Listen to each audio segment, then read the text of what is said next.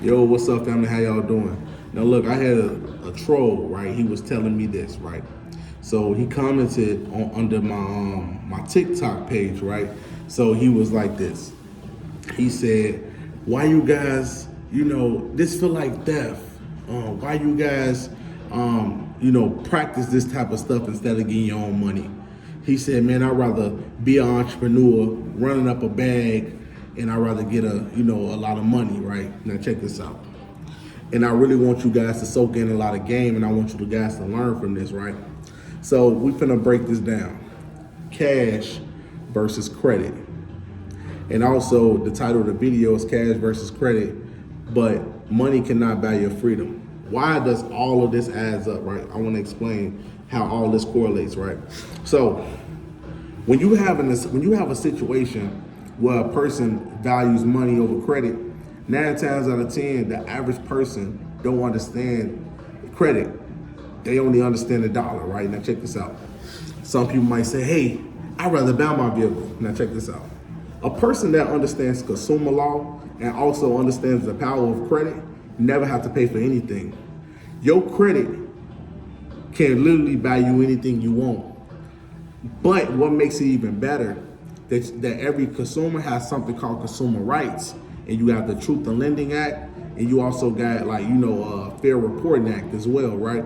So a lot of 15 USC codes that protects consumer rights protects you in so many ways, and there's so many ways around your consumer rights that a person who got money wouldn't even understand. I'm gonna explain this, right? Now, say if a person like this, "Hey man, I got 100,000. I'm finna spend cash money on a Rolls Royce," right? Now check this out. He just went into the dealership and paid $100,000 for a Rolls Royce, cash money. Cash money. Now me knowing what I know, I build up the criteria on my credit report, and I go inside that same dealership and get the same Rolls Royce as him. The only difference is that he used cash, I use credit. When you're looking at every bank, every institution, every real estate company, everybody uses debt to get rich. And so he also had a problem with this. He said, "Man, why you guys want to get rid of the debt? Why you want to discharge it? Because guess what? The same way a person go into court and they get convicted or whatever the case might be, a lot of people don't understand their rights, nor do they understand the law, and also they don't understand certain loopholes that they have when they're dealing with consumer protection. Like say, for instance, it's illegal for any lender to report anything on your credit report, anything on your credit report without written consent. If they don't have consent that you gave them to actually report on your credit, that's an automatic violation. It should automatically be taken off based upon the Fair Reporting Act, right? So you have a person that's paying cash and you got a person that utilizing credit, but the difference is you got to understand one thing. It costs way more money to be ignorant. Let me explain. When you ignorant, life become more expensive. Everything become more expensive. And there's certain knowledge that certain people have, like me, that money can never buy me. Money can never buy you freedom in America. Because the average Joe don't understand how the politics work, neither does they know about anything when they're dealing with jurisdiction. So let's just get on this topic as well. I'm gonna get back to the credit, but let's just get on this topic. You got millionaires out there that can't buy their freedom. I know an average person who's an average rapper who was caught with a pistol and they had to put up $2.5 million on their house as collateral to bond out of jail, but they only was able to bond out of jail on house arrest. And you got an individual like me with the same case who beat the entire case and didn't have nowhere near the finances of that millionaire. So say, fam, I'm gonna give you an example, right? So you got me, right? You got, let's give you an example, NBA YoungBoy. I'm gonna give y'all a perfect example. This is a prime example that money cannot buy your freedom. I'm gonna tell you why. So you have NBA YoungBoy, say if he worth $60 million. Now, the federal government put him on house arrest, right? after he put up a $2.5 million house. And then on top of that, having $1 million lawyer to fight one pistol case where they only charge him with possession of a firearm by a convicted felon. Now you have me on this whole nother thing, right? Where I got charged with the same crime and beat it in trial. Of course, you could say he beat it in the trial as well, right? He beat one case in trial. But you're not looking at the full ramification of everything when you had to spend so much money based off ignorance. And I had to spend little to no money at all based off of what I know. So what I'm trying to get people to understand is credit is always better than cash, especially when you understand the laws that protects you as a consumer and you also utilizing that to your advantage. You sound like a dummy. You going up in the store paying $100,000 for a Rolls Royce, and I come up in the same dealership and take a $100,000 Rolls Royce, and I can take it off my credit. Now, people ask this: why do I choose to discharge the debt instead of paying it off? In many scenarios, because the same way how I understand the consumer laws and how the banking system work, understand this thing. Anytime a bank is in violation, I can utilize that violation to my advantage and to get anything discharged off my credit. So when I mean getting a discharge off your credit, that's when you will put it in a dispute, because when you know your rights been violated by a certain lender, that's when you can make that argument with the credit bureaus to take it off your report. And so since it's not reporting on your credit report anymore, you don't have to worry about that outstanding debt affecting you in the near future. And so I look over a lot of this stuff, y'all. And like I said, you know, it costs a lot of money to be ignorant. You can have all the money in the world. You have $1 million, but if you ignorant, you don't understand anything in the system. I know many millionaires that go to jail for pistol cases and have to pay $100,000-$300,000 for their freedom. But you got a man like me that understand how jurisdiction work. You got a man like me that understand how minimum contacts work. I understand how to get on the do not detain list, and I pay $35 for my passport card. And just with the little knowledge that I know about jurisdiction, I'm able to get out of any situation, whether I get caught with a gun, whether I get caught without a license, whether I get caught with marijuana. I don't even smoke, but I'm just giving you a scenario, whether I get caught with marijuana or whatever it may be. Like I said, you know, y'all want to understand the system. A lot of people don't know it. And having money is cool, but if you don't know how to utilize credit, if you don't know how to become a creditor and position yourself in power, that money don't mean nothing. People got $30 million going to jail. Big Meech had $300, $400, $500 million, and they ain't got not even 1% of that money. But guess what? The difference between me and him, I know what's going on in the system that I live in. I don't have to worry no more. I don't have to be scared. Oh, if the police come and they catch me with this gun, I'm going to jail for life. And that's how some people think. But me, I'm saying, oh no, I don't got no contracts with the state. The state would never get minimum contacts out of me. I would never give the state a contractual waiver to gain personal jurisdiction. So in all aspects, I would be safe. But you looking at an average person with $100 million, he's scared because he got to spend $1 million on a lawyer. He got to spend $1 million to get out of jail. Then after he paid $1 million to get out of jail, and $1 million on a bond and $1 million on the lawyer only telling him this: hey man, you know the prosecutor got a very good case. Look, how about this? Give me another $1 million, and I can negotiate something with you. Well, you can do 2 years in prison. You just paid $2 million to go to jail. It cost me $0.00 to beat my case because of what I know. And that's the most powerful thing in the world. You got to pay for a vehicle, I can get it off credit. It costs way more money when you ignorant. It costs way more. You rather buy a $500,000 house, I'd rather get a $500,000 house on credit and discharge it. You rather pay $100,000 for a car, I'd rather get $100,000. I'd rather get a $100,000 car off credit. You rather buy this and that, I could just get it on credit and discharge it. I use my advantage based upon what I know, and I always win. The same way with the banks, how it works, right? Like when you're dealing with lending and everything like that, and them extending you credit, you also got consumer rights and consumer protection as well. And that's why I got my next video coming out, y'all, where I'm about to explain to you guys exactly what a charge-off is so you guys can know the game. But for the most part, kill it. You know, credit always worth more than money. Knowledge always worth more than just having cash, because the cash don't mean nothing, y'all. People can't buy their freedom. If you don't know nothing, if you a slave in this system, you a rich man who was slavery. Because since they know that you don't know anything, they can take advantage of you.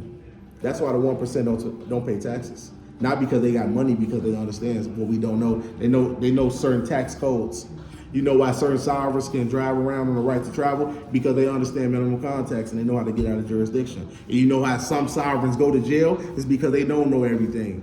And it's because they don't know everything, and it's okay, because we all got to start somewhere. But like I tell a lot of people, I got the money. I can buy the car. I can go to a dealership, put 20, 30 on the car. But I'll be an idiot because of what I know. Why would I go to a dealership and give the bank $30,000 down and I can get the shit free and I can discharge it? It don't make sense. Even if I had $100,000 today, if I got $100,000 today, the last thing I do is pay for a car with it, and I can get it on my credit. You know, like we live in the age where you got so many consumers who willing to pay the banks, and you got the small percent, not even 1% of the people like me that say, hey, I'm using this to my advantage. Let me go up in this dealership, let me see what they got. Y'all, I like this car, look at this, okay, let me get it.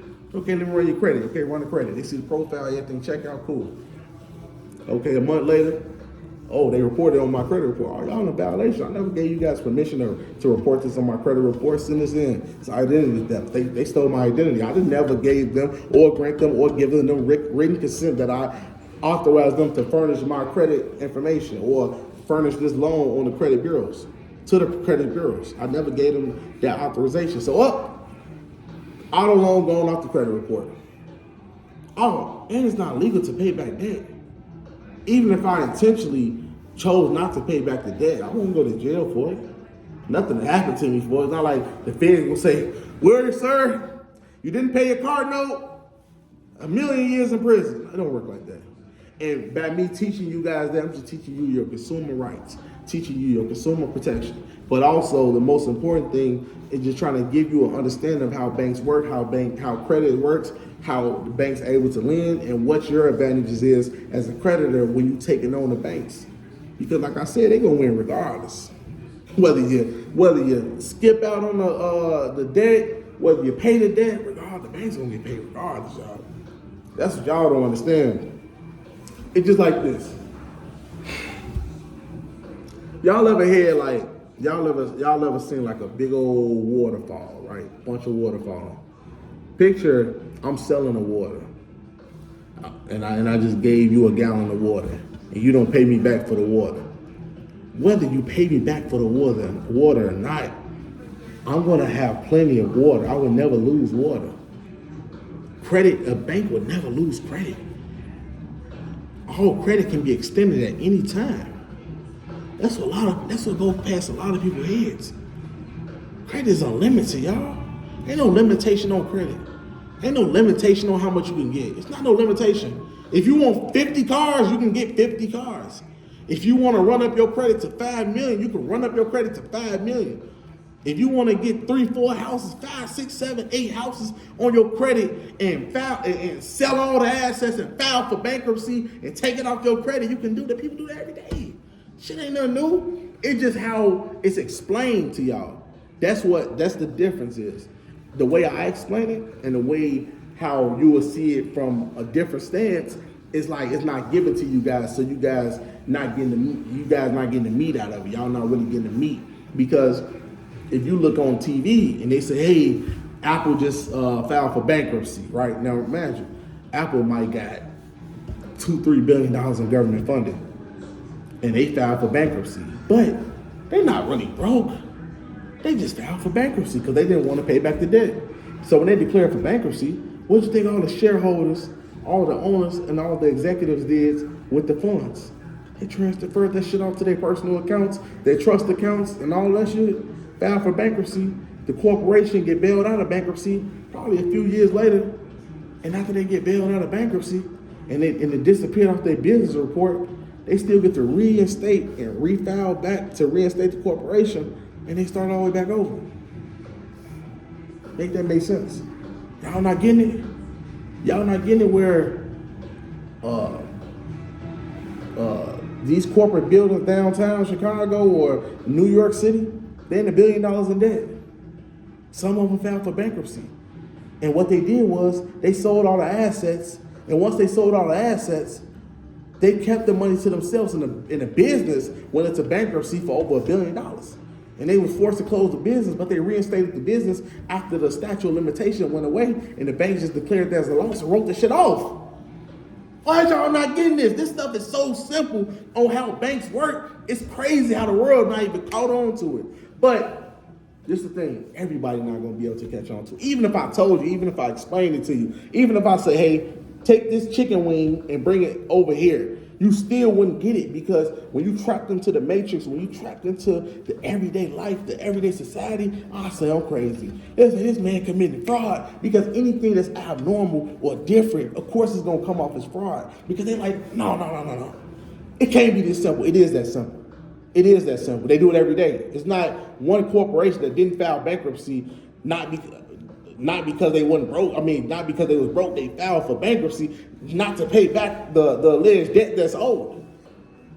So if I borrow $200 million from the government and my corporation don't want to pay that back, and we file for bankruptcy, we take all the assets and the funds and transfer it over personal. So the corporation who have the debt with the government, now the corporation get UCC liens and everything filed against it. But once the funds get transferred over, it's outside of the business portfolio, and pretty much they declare bankruptcy. So the business is broke now. They declare themselves as broke, but the shareholder they starting over 5, 7, 8 corporations, because it's unlimited. It don't never stop. They keep getting in debt. That's the thing. When millionaires get into debt and they can't pay the debt back, they file for bankruptcy and clear everything up. Now, when poor people go into debt, y'all ass can become homeless. We become without a car. We get our car repossessed. Our credit becomes shot. We can't do nothing. We asked out. We don't know no consumer laws. We don't know how to discharge it. We don't know how to take none off our credit report. So we got to wait till 7 years out. We struggling. We going through this, we going through that. And you're like, man, these millionaires and billionaires is flourishing.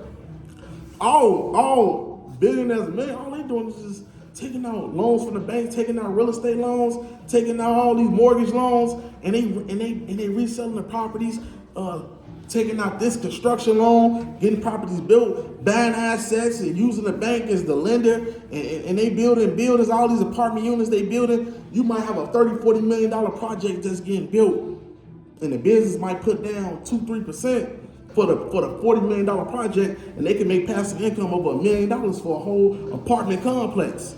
I looked at the apartment complex that I lived in over there in Lake Nona in Orlando. I want to say it's about 500 units, and the average apartment there is $2,200. The lowest is a studio. It's like $1,800, but if I had to average everything out, it'd be like $2,200. So times $2,200 times 500, y'all. So if we do that 1,000 times 100, you're looking at 100,000. 2,000, that makes 200,000. So 200,000 with 500 times 5, you touching $1 million. Well, I said 2,200. So you're touching like what, $1.25 million a month. So they're making $1.25 million a month, and if they paying back the bank 200,000 of that $1.25 million, and they paying off the workers, they might be $750,000 positive cash flow every month. But this is debt they took out. And so even if the company went bankrupt, they still will be able to take all of the funds that they made from the business, and if they become bankrupt, the bank can just take back the building. But they still have the assets that they took from the building in order to keep it. And then if they file for bankruptcy, they take the money out, put that shit in their personal account, and start back over. They come back to that same bank with a different name. We was Toll Brothers at this company. Now we Nordstroms. We this company now. Now we need $100 million. The bank see criteria, they look at it. Oh, you approve. You approve. We start the same thing back over. That's what everybody do. So it's a big difference, y'all. Credit and cash. Cash is trash. Cash don't mean nothing. cash would never mean nothing. If you guys still walking around paying for stuff, especially for cars and homes, if you're not getting this stuff off credit, if you're not making discharge to credit, like, this is the game right now. Y'all can win from this, in so many ways. So I hope you guys took this into consideration. I'm out. Peace and love.